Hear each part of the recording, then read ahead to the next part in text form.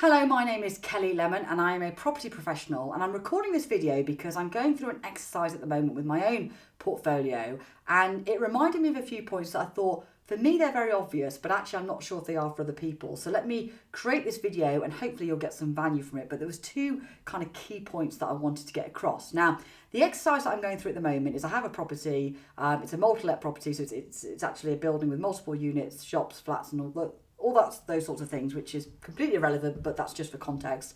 And basically this building now, I'm looking to refinance. So I'm not buying it, I've already bought the building, I've already converted it, I'm actually refinancing it. So I'm now looking at mortgage products. Now you may be looking at mortgage products because you're buying a property, or you may be looking at mortgage products because you're refinancing a property, or you may not be looking at mortgage products, but stay with me because a lot of the framework that I'm going to give you is going to be useful regardless. So back to my situation, I've got a property, I'm refinancing it, and I'm looking to finance this property for the next 5 years. So I'm putting it into a 5-year fixed product. Now, when you look at mortgages, they are not all the same. Far from it. In fact, you actually just get a bunch of numbers thrown at you when you're looking at different products. So quite often you will have the interest rate, you will have an arrangement fee that can sometimes be called the setup fee. Sometimes you can have an exit fee. And there might be some other incentives like legals and those sorts of things that are thrown in there. So the first bit that I want to get across in this video is when you are in a situation, when you're looking at financial products, in this case a mortgage, and they will quite often be packaged differently in different formats, okay? They're almost like different suites and different wrappers.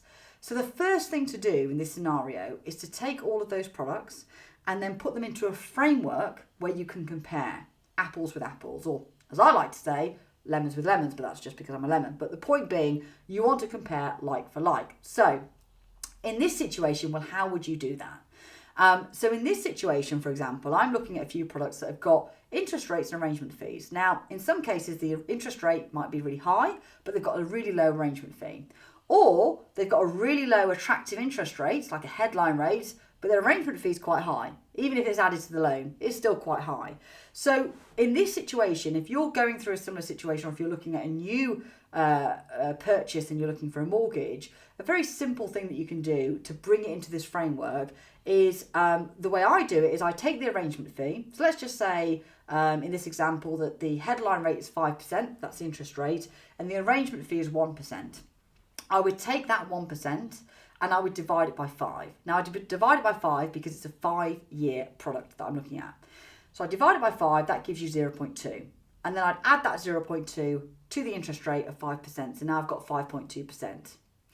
And I do that with each product because that allows me then to put them into a framework. And that's the key. That's the bit that I'm trying to make here. All the detail, which by the way, there's a blog that kind of goes alongside this video where I map all this detail out. But the point I'm trying to make is take the products, take the suites in the wrappers, take the wrappers off so that you can put them into a format that you can compare them. Because when you can compare them, they are sometimes quite revealing. The things that look really attractive in the wrapper, when you take the wrapper off and you put them next to something else without the wrapper on, actually this product looks a bit better than that product. So that's really the first part that I want to get across. And I sort of do it automatically. But what it made me realise is sometimes people may not know how to do it automatically, but they may not know that that's what they need to do. So when you're comparing anything in life, when you're comparing any sort of products or any sort of opportunities, the first thing to be doing is to take that opportunity and go, right, how can I put it into a format that I can compare like for like? Because then I can make data-based decisions rather than emotional decisions. And when you're looking at numbers, that's really a great place to be. So that's the first thing I kind of wanted to get across. The second thing I wanted to get across is then when you're looking at these and you've managed to kind of got, lemons with lemons, so to speak, you may look at something and go, well, there's 1% of a difference. And let me take a step back. For me, this blog, this video is all about, I think I've titled it the small hinges that open the big doors, that make the big swings. And I've heard that for years now. And it's something that I try to apply everywhere. And this is a perfect example. So when you're looking at small hinges, it's like, what are those small things that have a massive difference? So let's take this example. When I'm looking at a mortgage product and I'm looking at two products, and let's just say everything else is the same, but there's a 1% difference. Now, 1% doesn't feel that big necessarily. And actually, the first year, it may not be that big. But what I want you to do with that small hinge or that small percent in this case, is kind of look ahead. So what I mean by that is, let's just take the loan for easy numbers is £500,000, £500,000. That's how big the mortgage is. Okay, that's quite a common size depending on where you're based in the UK or wherever. The point and the principles are the same, so don't get hung up on the numbers. It's the principle that I'm trying to get across in this video. But if you take that and you take 1%, for example, well, 1% of £500,000 is £5,000, and you may think, well, that's not massive. That's not a massive amount. But actually, over 5 years, you multiply that by 5, it's £25,000. So the reason I kind of highlight that is say that's actually enough money for you to go, hang on a second here. If the product that's lower is more work, or I might need to do more hoops jump through, or it might be something out of my comfort zone. So a perfect example is quite often people will stay on products because it's only 1%. And what I'm trying to get across in this video is actually 1% can make a massive difference, because if I said stay where you are and pay 1% and more for the next 5 years, it may not seem as a headline without looking into the detail that big a deal.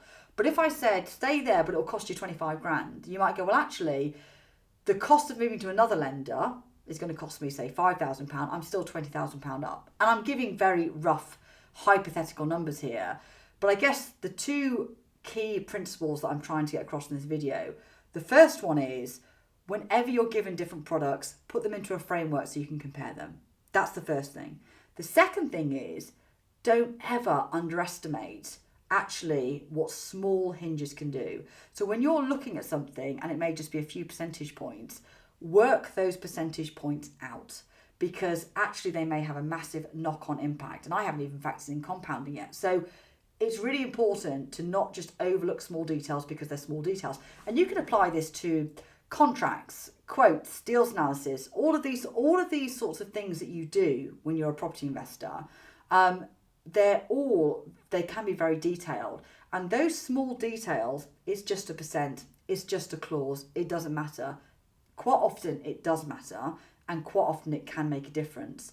So I guess the principles I'm trying to get across is compare them, make sure you know what you're dealing with in the first place, and then when you know what you're dealing with, take the time, even though quite often in these situations you can be fatigued, especially when you're dealing with lots of numbers, but take the time to understand the implications of them, because you would be surprised. You'd be surprised actually the implications it have. In fact, to put it to a very crude example, eating an additional 100 calories a day over 20 years makes a massive difference. Now that's a really visual one, that's why I'm using it, but that applies everywhere. This small hinges that open big doors applies everywhere.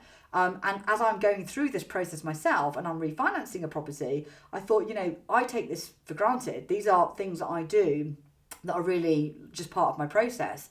But I wonder how many people actually stop and go, hang on a second, am I really comparing like for like? Can I have an intelligent conversation about these products because I fully understand them? And sometimes that's because people don't have the confidence to ask, I don't understand what the difference is, which is why in this video and in the blog that will go with it, I give you a framework. So that gives you a crude way of working out like for like.